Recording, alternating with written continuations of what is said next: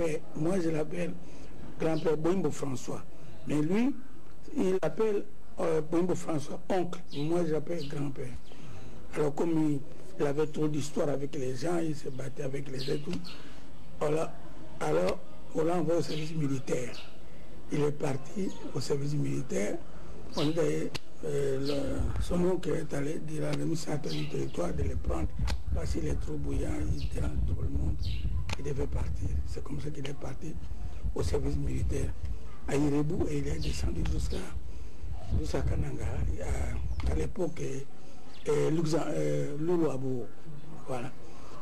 Donc, je le connais en tant qu'oncle paternel. Ça me donne une fierté parce qu'il a eu la bravoure d'arracher l'épée, les signes du roi, le pouvoir du roi. Il a pris. Et alors je suis très content parce que personne ne peut faire ce qu'il a fait. Il a eu la bravoure de prendre cette histoire. Et les gens racontent et moi je suis fier. J'étais d'accord avec lui.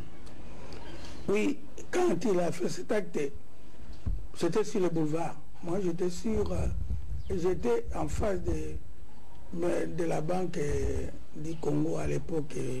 Aujourd'hui on appelle BCDC. Alors lui il était à poste. Alors quand il a fait cet acte, il a arraché l'épée, il est descendu pour prendre l'avenue Prince Baudouin. À l'époque on appelle Prince Baudouin, actuellement c'est Kasavubu. Alors on l'a arrêté, on lui a arraché l'épée pour remettre au roi. Alors après le défilé, je suis allé chez lui à la maison, puisqu'il habitait Kigoma 144, à la commune de Kinshasa. Et moi j'habitais avenue Louise à Lingwara. À cette époque-là, ça s'appelait Saint-Jean. Je suis allé me fâcher contre lui parce qu'il ne pouvait pas poser un tel acte. Parce qu'il risquait la prison à vie. Alors il m'a dit non, parce qu'il est venu avec les pouvoirs et moi, il ne pouvait pas faire partie de ces pouvoirs en Europe. Ça doit rester au Congo. J'ai fait ça, c'est pour protéger notre pays. Il m'a dit, ok, ça va bien. Alors, les gris-gris, dans notre famille, on ne fait pas de gris-gris. Nous ne connaissons pas ça. Les gens, ils parlent de ça. Mais ce n'est pas les gris-gris. Parce que c'est un homme qui est brave, qui aime la guerre. C'est un guerrier. Il a arraché, il n'y a pas de gris-gris. Si je vais dire ça, moi je doute fort parce que dans notre famille, on ne prend pas les gris-gris. Nous avons un gris-gris qui s'appelle Bonkonkomo, que nous utilisons chez nous. C'est un médicament, une racine qu'on met dans la bouche et on prend ça pour éviter les difficultés. Mais on nous avait interdit de ne pas prendre les gris-gris. La radio-télévision belge, ils sont allés voir dans la liste des populations, ils ont trouvé mon nom. Mais comme j'habite, il y a 17 ans aujourd'hui, non 18 ans que je suis en Europe, je n'étais pas là, j'avais voyagé, ils sont venus me chercher, ils ont vu le nom, ils ont cherché mon adresse, ils sont arrivés avec sa médaille de bravoure, ils ont apporté la médaille de bravoure. On dit on doit donner à un de ses membres de la famille, comme je suis son neveu. Alors, ils ont laissé la médaille à la maison, ils m'ont donné la médaille. J'étais fier. J'ai dit, voilà, on me reconnaît par la bravoure de mon oncle, donc je dois être fier. Mais c'est ça, oui, c'est comme ça. Moi, j'ai dit ceci, c'est un homme qui aimait son pays. C'était un nationaliste. Il a fait ça pour le bien du pays. Parce qu'il n'a pas fait ça pour son bien personnel. Je dois être fier de ça.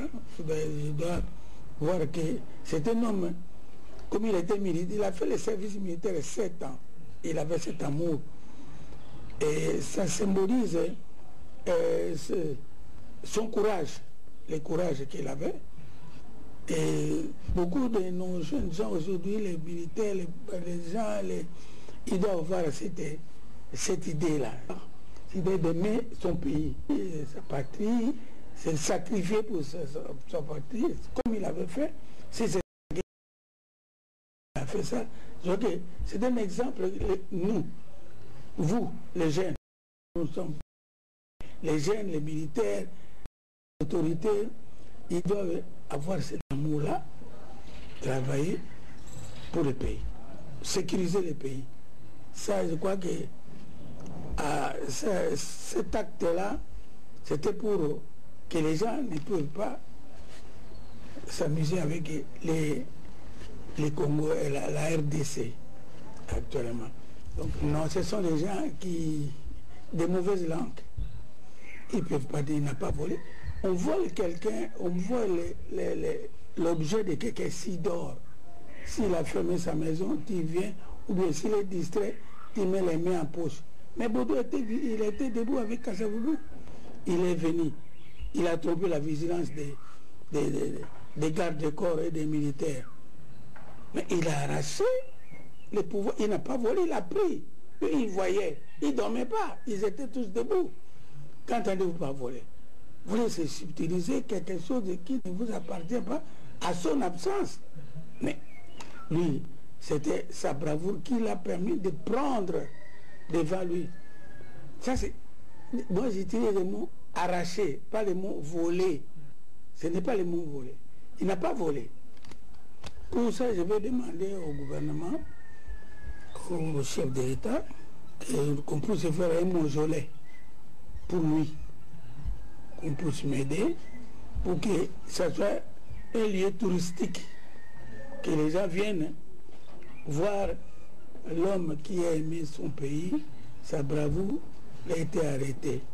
Que je suis allé faire son cimetière, remettre son cimetière, sa tombe en état, parce que c'était dans un état délabré. Alors, je vous demande seulement à l'autorité de m'aider pour que je puisse faire de ce lieu un lieu touristique, hein, propre, que les gens viennent. Je remercie votre aide, parce qu'il y a longtemps, les gens ils viennent, ils trompent la population et tout ça, mais vous avez quand même eu l'initiative de venir me chercher et me retrouver. Je remercie la RTC de votre service, parce que sans personne, ils sont ici, ils parlent, les gens ils sont allés partout, mais moi je suis toujours ici à Kinshasa, mais ils me connaissent. Moi je ne voulais pas me briguer pour venir dire que c'est mon nom, que tout ça, mais vous avez découvert vous-même que c'est moi l'homme qu'il fallait venir demander les nouvelles de Boimbo Ambroise. Parce que moi je m'appelle Boimbo Jean-Robert. Le grand-père qui nous a donné l'eau, il s'appelle Boimbo François. Mais je vous remercie beaucoup. Merci. Transmettez mes remerciements au ministre, au chef de l'État, à tout le monde. Je les remercie beaucoup de votre service. Donc, Ambroise Boimbo, cet homme dont la bravoure fera en sorte qu'on ne parlera jamais de l'indépendance et de cette cérémonie sans cette image très symbolique de cette épée du roi qui a été arrachée, comme Jean-Robert voudrait bien faire le distinguo entre arracher et voler. Moi, j'épouse son point de vue. Il a arraché l'épée symbole du roi de Belge, roi Baudouin à l'époque. C'était sur le boulevard du 30 juin et nos téléspectateurs ont certainement aimé. Ceux qui ont été là ce jour-là, je crois qu'il y en a toujours. Ceux qui ont vécu la scène, je crois qu'ils s'en souviennent encore comme si c'était hier. Tout à fait. Ils s'en souviennent comme si c'était hier, tu le dis bien, Eddy. Chez les Mongo, semble-t-il, pour montrer... Oui, en tout cas, ça c'est le vieux Munganga caméraman ici qui insiste vraiment que c'était un Mongo, celui-là, parce que ce courage est type des Congolais qui viennent de ce coin-là de la République. Donc, voilà Marie-Reine, on en parlera toujours pour des générations futures, mais pour nous-mêmes d'abord, n'est-ce pas? Pourquoi